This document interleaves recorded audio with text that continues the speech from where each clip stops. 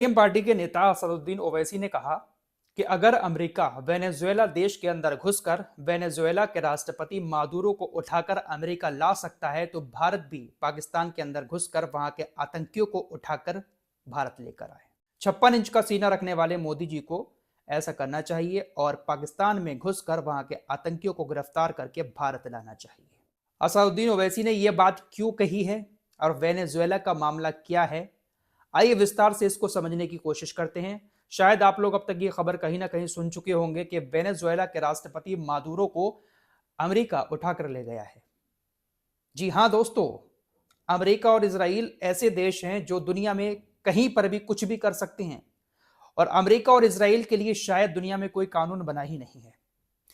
United Nations हुआ या अंतर्राष्ट्रीय कोर्ट हुआ, किसी की इतनी मजाल नहीं है कि अमेरिका जैसे देश से कुछ कह सके। और देशों के ऊपर कानून लगा दिए जाते हैं और देशों के ऊपर यूनाइटेड नेशंस भी एक्शन ले लेता है, लेकिन अमेरिका इजराइल के खिलाफ हिम्मत नहीं होती किसी भी अधिकारी की दुनिया के या किसी भी देश की कोई एक्शन ले सके। फिलहाल खबर यह है कि वेनेजुएला के राष्ट्रपति मादुरो को अमेरिकी सेना उन्हीं के देश के अंदर घुसकर बंधक बनाकर अमेरिका ले गई है। ये कोई छोटा मोटा आदमी नहीं है, एक देश का राष्ट्रपति, मौजूदा राष्ट्रपति, कोई पूर्व राष्ट्रपति भी नहीं है। अमेरिका की सेना ने वेनेजुएला के ऊपर हमला किया। तकरीबन 150 लड़ाकू विमान वेनेजुएला को पहले चारों तरफ से घेरते हैं, हमले करते हैं और हमले में सैनिकों समेत 40 लोगों की, आम लोगों की मौत होती है। 2-3 घंटे का ऑपरेशन चलाती है अमेरिकी सेना और ऑपरेशन चलाने के बाद रात के वक्त में वेनेजुएला के राष्ट्रपति मादुरो को हथकड़ी डालकर उनकी बीबी के साथ अमेरिकी सेना अमेरिका ले जाती है। ये कोई छोटा मामला नहीं है दोस्तों, ये बहुत बड़े लेवल का मामला है और तमाम देशों को दुनिया के सोचने की जरूरत है कि अमेरिका कभी भी उनके साथ कुछ भी कर सकता है। खासकर ये जो खाड़ी के देश अमेरिका को अपने करीब बिठाते हैं ना, इन देशों को सोचने की जरूरत है। इन अरबी देशों का क्या होगा? पल भर में अमेरिका इनको तबाह कर सकता है। इराक के अंदर जो हाल सद्दाम हुसैन का किया था, सीरिया के अंदर जो बशर अल असद के साथ किया, या अफगानिस्तान के अंदर जो कुछ किया अमेरिका ने, वही अब वेनेजुएला के साथ भी कर दिया है और यहां पर भी अमेरिका को अपना फायदा नजर आ रहा है। वेनेजुएला के बारे में आप लोगों को बहुत टाइम से अपडेट दे रहा हूं।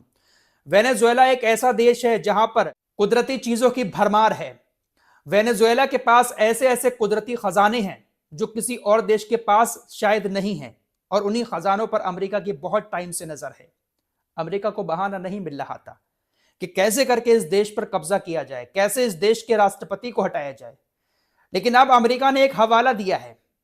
मादुरो जो राष्ट्रपति है उनको गिरफ्तार करने के बाद कि वेनेजुएला का ये जो राष्ट्रपति था वो बहुत ज्यादा ड्रग्स की तस्करी करता था। इसके शासनकाल में वेनेजुएला के अंदर तानाशाही चल रही थी और ये ड्रग्स की तस्करी करता था और ज्यादातर ड्रग्स जो है वो अमेरिका में आ रहा था और ड्रग्स की वजह से अमेरिका के युवाओं की जिंदगी बहुत ज्यादा तबाह हो रही थी। ये बहुत बड़ा ड्रग्स का तस्कर था, इसलिए हमने इसके ऊपर एक्शन लिया है और इसको गिरफ्तार करके अब अमेरिका अपने यहां की अदालत में पेश करेगा।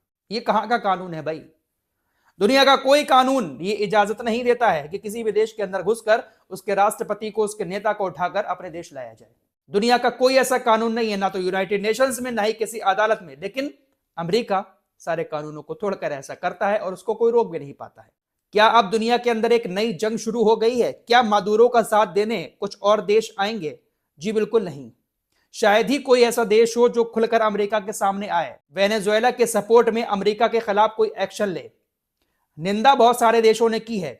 रूस ने निंदा की है, ईरान ने निंदा की है, चीन ने निंदा की है और भी जो देश हैं जो अमेरिका इजराइल के खिलाफ रहते हैं उन तमाम देशों ने निंदा की है और बहुत बड़ा अपराध बताया है, लेकिन कोई भी देश खुलकर सामने नहीं आएगा। ये आज की दुनिया की हकीकत है। इंसान आज के वक्त में सिर्फ अकेला है। अगर उसको लगता है कि मेरे साथ बहुत सारे दोस्त हैं तो ये बेवकूफी है। जब बुरा वक्त आता है तो कोई भी साथ नहीं देगा। वैसे हमारा देश का मीडिया ये खबर चला रहा है कि उत्तर कोरिया का जो तानाशाह जिसको कहते हैं किम जोंग उन, उनकी तरफ से कहा गया है अमेरिका को धमकाते हुए कि आप मेरे दोस्त मादुरो को उसकी पत्नी के साथ छोड़ दें वरना विश्व युद्ध के लिए तैयार रहें। हालांकि हमने इसको काफी सर्च किया तो ऐसा कोई ऑफिशियली बयान तो उत्तर कोरिया की तरफ से हमें दिखाई नहीं दिया, लेकिन हमारा देश का मीडिया कुछ इस तरह के आर्टिकल लिख रहा है किम जोंग उन को लेकर।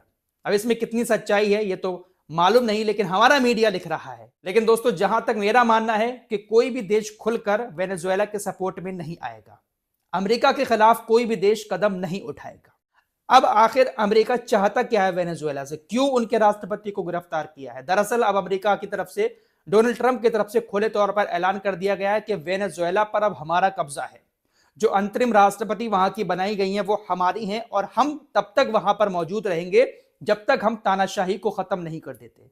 यानी अब अमेरिका पूरी तरह से वेनेजुएला के अंदर अपनी पकड़ बना चुका है। दोस्तों, हैरान करने वाली बात यह भी रही, कुछ ऐसी चीजें भी सामने आ रही हैं कि जब अमेरिकी सेना ऑपरेशन चला रही थी तो जो वेनेजुएला की सेना है उसकी तरफ से एक भी मिसाइल नहीं दागी गई, एक भी रॉकेट नहीं दागा गया, एक भी गोली नहीं चलाई गई। किसी ने अमेरिकी सेना को रोकने की कोशिश ही नहीं की। ऐसी चीजें सामने आ रही कि सबको रिश्वत दे दी गई, जितने भी नेता थे सबको अमेरिका ने डरा धमकाकर यह पैसा देकर खरीद लिया, सैनिकों को भी खरीद लिया, जो बड़े बड़े कर्नल जनरल हैं सबको खरीद लिया।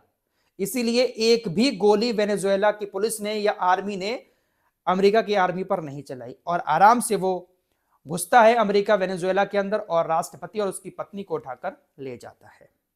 तो ये सब चल रहा है इस दुनिया के अंदर। फिलहाल अब अमेरिका पहुंच चुका है वेनेजुएला के अंदर। आपको बताता हूं कि वेनेजुएला की जमीन आखिर कितनी ज्यादा कुदरती खजानों से भरी हुई है। सबसे पहली चीज तेल। वेनेजुएला देश के पास दुनिया का सबसे बड़ा क्रूड ऑयल रिजर्व है, तकरीबन 300 बिलियन बैरल क्रूड ऑयल। इतना ऑयल किसी भी देश के पास नहीं है। हम लोगों को ऐसा लगता है कि सऊदी अरब के पास बहुत तेल है, लेकिन दुनिया में सबसे ज्यादा जो क्रूड ऑयल है वो वेनेजुएला के पास है और इसी तेल पर अमेरिका की बहुत टाइम से नजर है। डोनाल्ड ट्रंप ने साफ कह दिया कि हमारी कंपनियां वहां तेल निकालेंगी और देश की आर्थिक स्थिति को ठीक करेंगी। डोनाल्ड ट्रंप के बयानों से साफ तौर पर नजर आ रहा है कि वेनेजुएला में अमेरिका को मोटा फायदा होने वाला है और अमेरिका का कहीं पर भी फायदा होता है अमेरिका फिर वहां पर कुछ भी करने की कोशिश करता है, भले ही फिर आतंकवादी को अपना दोस्त बनाना पड़े या किसी दोस्त को आतंकवादी। सीरिया के राष्ट्रपति अल जुलानी को गले लगा लिया, जबकि बहुत बड़ा आतंकी इनको माना था अमेरिका ने। बशर अल असद को हटा दिया सीरिया के राष्ट्रपति अल जुलानी ने, तो उसको गले लगा लिया अमेरिका ने। तो आप यहां से अंदाजा लगा सकते हैं कि दुनिया में आतंक कहां से पनप रहा है। फिलहाल वेनेजुएला के पास तेल के अलावा सोना भी है, लोहा भी है, गैस भी है। ये बात तो आप जानते ही होंगे कि हर चीज जमीन के अंदर निकलती है, चाहे लोहा हुआ, चाहे गैस हुई, चाहे तेल हुआ, सोना चांदी जो कुछ भी है वो जमीन के अंदर से ही निकलता है। नेचुरल गैस रिजर्व की बात करें तो वेनेजुएला के पास तकरीबन 200 trillion cubic feet natural gas है। दुनिया में जितने भी देशों के पास नेचुरल गैस का रिजर्व है उसमें 34वें नंबर पर वेनेजुएला आता है। लोहे की बात करें तो अभी भी वेनेजुएला की जमीन के अंदर तकरीबन 4 बिलियन टन लोहा दबा हुआ है। हमारे सामने दुनिया में ये जो लोहे की चीजें बनी हुई दिखाई देती हैं, ये सारा लोहा जो है वो जमीन के अंदर से ही तो निकलता है, बाहर आकर इसको आकार दिया जाता है। तो 4 बिलियन टन लोहा अभी भी वेनेजुएला की जमीन में दबा हुआ है। सोने की बात कर लेते हैं, 8000 टन से ज्यादा सोना अभी वेनेजुएला के पास मौजूद है। 8000 टन दोस्तों, ये बहुत बड़ी मात्रा होती है। कोयले की बात करें तो 500 मिलियन टन अभी भी कोयला वेनेजुएला के पास है। वेनेजुएला एक ऐसी जगह है जो कुदरती खजानों से भरी हुई है, इसीलिए अमेरिका की बहुत टाइम से इसके ऊपर नजर थी और आरोप क्या लगाया कि भाई ये राष्ट्रपति जो है वो तो ड्रग्स की तस्करी करता है, इसलिए हमने इसको गिरफ्तार किया है। सद्दाम हुसैन के ऊपर आरोप लगाए गए थे कि सद्दाम हुसैन कुछ ऐसे जैविक हथियार बना रहे हैं जो दुनिया के लिए खतरा हैं, इसलिए उनको मार दिया, फांसी पर लटका दिया। उनको भी अपनी अदालत में पेश किया था अमेरिका ने और सजा सुनाई थी फांसी की। ऐसे ही बशर अल असद, इनका भी तख्ता पलट कर दिया और कहा कि ये भी कुछ हथियार बना रहे हैं।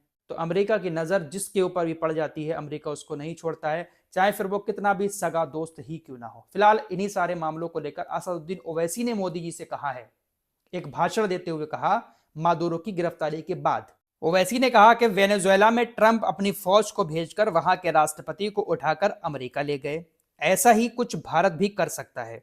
असदुद्दीन ओवैसी ने पीएम मोदी का नाम लेकर कहा कि मोदी जी, हम आपको कह रहे हैं कि 26/11 आतंकी हमले करने वाले, चाहे वो मसूद अजहर हों या लश्कर तैयबा का जालिम शैतान, आपका 56 इंच का सीना हो तो उन्हें उठाकर भारत ले आओ। अगर ट्रंप कर सकता है तो क्या आप कम हैं? जब वो कर सकते हैं तो आपको भी करना पड़ेगा, क्योंकि मोदी ने कहा था अब की बार ट्रंप सरकार। असदुद्दीन ओवैसी ने मुंबई के अंदर एक सभा को संबोधित करते हुए ये बातें कही हैं। वैसे ओवैसी की बात से आप लोग कितना सहमत हैं कमेंट बॉक्स में जरूर बताएं। फिलहाल बांग्लादेश वाला जो मैटर मैंने आपको कल बताया था, बांग्लादेश के अंदर जो कुछ हुआ, उसके बाद शाहरुख खान ने अपनी टीम में एक खिलाड़ी को ले लिया। फिलहाल अब उस खिलाड़ी को रिलीज कर दिया है बीसीसीआई के कहने पर। तो अब जो वर्ल्ड कप होने वाला है जो भारत के अंदर है, बांग्लादेश की टीम शायद अब भारत में ना खेले, और यह फैसला बांग्लादेश क्रिकेट बोर्ड की तरफ से लिया जा रहा है। बांग्लादेश क्रिकेट बोर्ड आईसीसी को भी